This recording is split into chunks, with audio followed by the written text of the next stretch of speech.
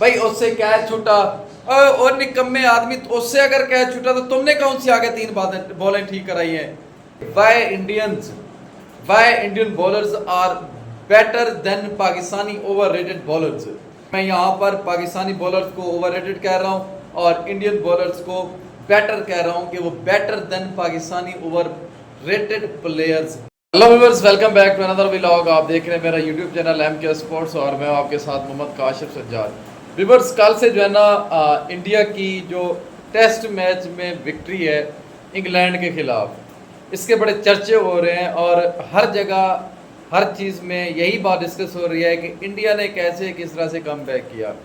India के bowler Mohammad Siraj ने कैसे 9 विकेट्स ली, उन्होंने किस तरह से ये मैच, ये फतह इंग्लैंड के मुंह से छीनी है।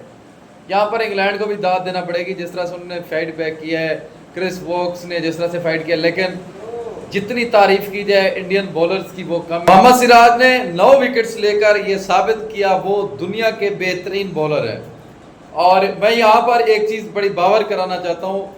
देखें, इंडिया हमारा रिवायती हरीफ ज़रूर है, इंडियन से हमारी बनती बिल्कुल भी नहीं है।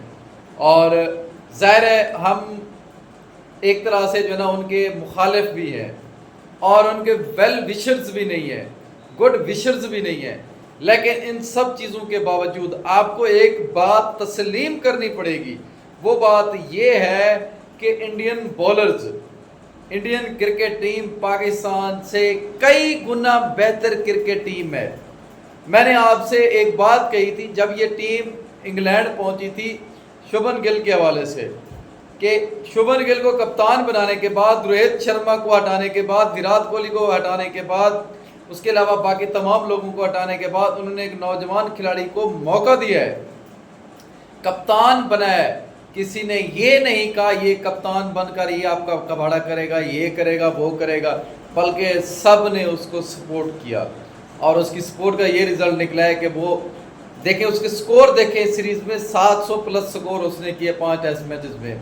और इसके अलावा उसने सीरीज़ को 2-2 से ड्रा किया, बराबर किया। तो यहाँ पर एक चीज़ बड़ी वाज़ेह है कि एक वक्त था, एक दौर था जब पाकिस्तानी बॉलर्स दुनिया के बेहतरीन बॉलर्स में उनका शुमार होता था।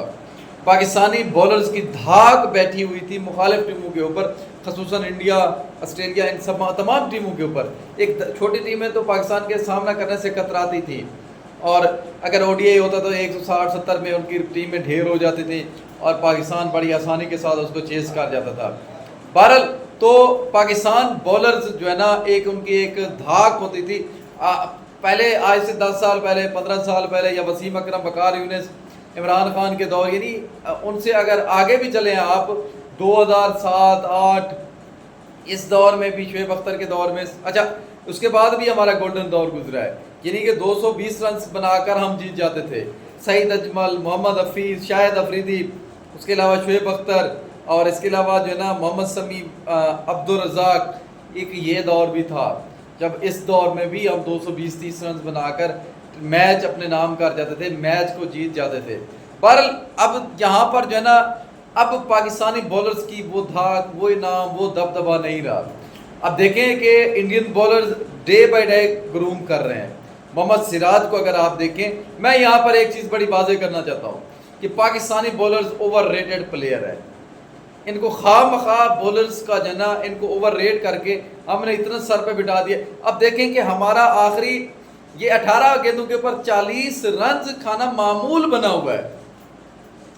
चेज करते हुए हमें अगर ये डिफेंड करते हुए टारगेट को अगर हमें ये नज़र आ जाए कि 18 गेंदों के ऊपर 50, 45, 40 रन पड़े हुए हैं, 20 गेंदों के ऊपर 50 रन पड़े हुए हैं, 45 रन पड़े हुए हैं, 40 रन पड़े हुए हैं, तो हमारे जहन में एक ही चीज़ आती है कि हम ये मैच खलास कर चुके हैं, हार चुके हैं, क्योंकि हमारे पास इतनी काबिल बॉलर ही नहीं है। ओवर रेटेड प्लेयर है हमारे पास, ओवर रेटेड बॉलर है जिन्होंने 18 गेंदों के ऊपर 40 run, 50 run, 52 run, 55 run, 45 run खाना, इतना स्कोर मामूल बनाया हुआ है और वो समझते हैं कि ये हमारे हिस्से का स्कोर है। हमने इस स्कोर को हर हाल में, हर सूरत में, हर यानी कि तमाम चीज़ें हटकर हमने इसको ये पूरा कराना ही है और 2-3 गेंदें पहले ही हमने इसको चेस करा देना है।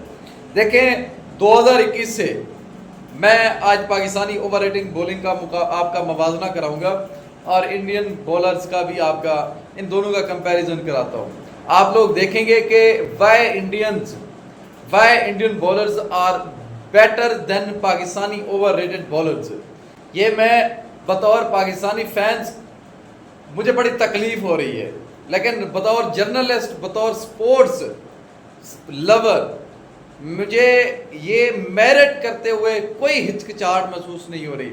مجھے یہ انصاف کرتے ہوئے، مجھے یہ داد دیتے ہوئے کوئی ہچکچاہٹ محسوس نہیں ہو رہی کہ میں یہاں پر پاکستانی بولرز کو اوور ریٹڈ کہہ رہا ہوں اور انڈین بولرز کو بیٹر کہہ رہا ہوں کہ وہ better than Pakistani over rated players. آپ لوگ آخری اوور میں یو ایس اے جیسی ٹیم سے 16 رنز کھا جاتے ہیں. پاکستانی اوور ریٹڈ بولرز 2021 کا T20 ورلڈ کپ اٹھا کے دیکھ لیں. آپ کیا کرتے ہیں کہ جو ہے نا 18 گیندوں کے اوپر آپ سے 40 رنز بنوا دیتے ہیں. شاہین افریدی صاحب بھائی اس سے کیچ چھوٹا اور نکمے آدمی، اس سے اگر کیچ چھوٹا تو تم نے کون سی آگے 3 بالیں ٹھیک کرائی ہیں.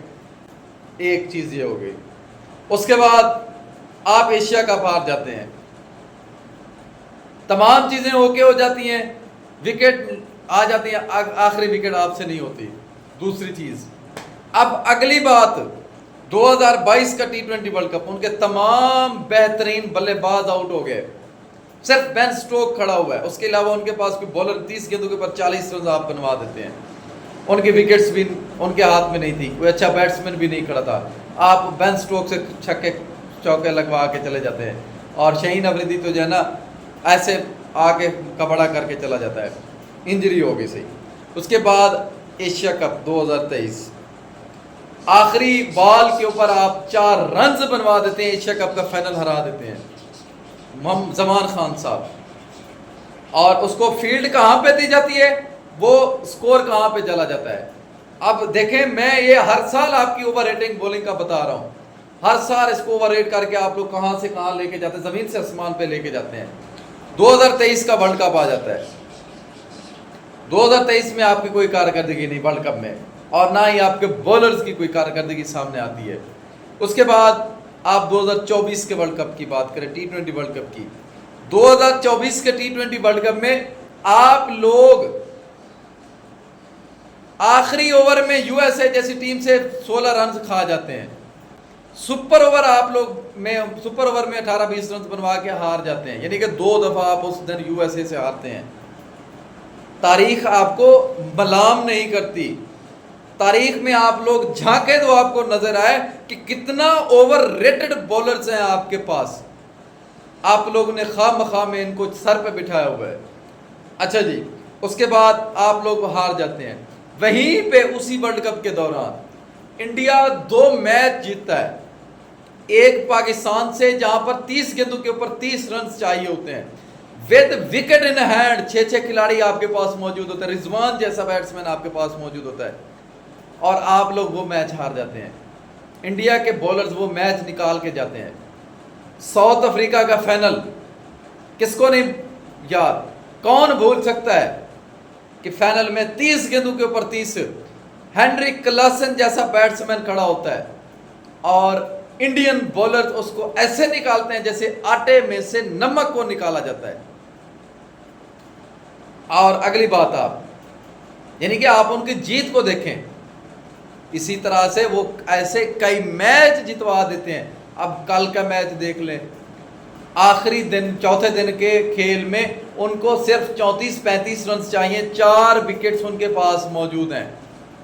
ویسے تو جو ہے نا 6 وکٹس پہ ان کو 45 رن چاہتے ہیں، جون روٹ جیسا پلیئر ان کے پاس کھڑا تھا، لیکن وہ آؤٹ ہو جاتے ہیں. آخری دن میں 34 رنز نہیں بنتے اور انڈین بولرز اس کو میچ کو نکال جاتے ہیں اور یہ سیریز برابر کر کے اپنا ملک کا نام ان سب چیزوں کو وہ روشن کرتے ہیں.